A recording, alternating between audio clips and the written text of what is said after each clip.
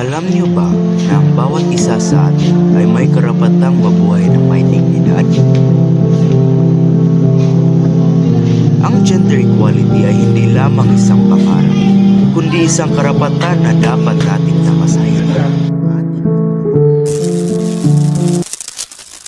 Ngunit sa kasalukuyan, marami pa rin ang nahaharap sa hamon ng diskriminasyon, sexual abuse at hate crimes dahil lamang sa kanilang kasarian o oryentasyon. Ang mga isyong ito ay hadlang sa ating pag-unlad at sa kapayapaan ng ating lipunan. Ang Pilipinas ay isa sa mga nangunguna sa gender equality sa Asia. Pero hindi tayo dapat huminto rito. Kailangan nating maging bahagi ng isang solusyon. Itaguyod natin ang isang bansa kung saan ang lahat ay malayang makilahok sa pag-unlad, kahit anuman ang kanilang pinipili na kasarian.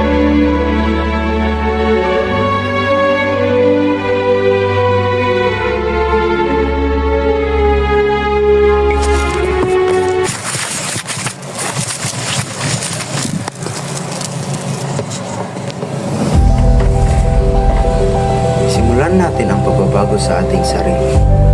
Igalang natin at itigil natin ang pagdidiskriminasyon sa mga iba't ibang kasarian para sa bansang pantay at malaya.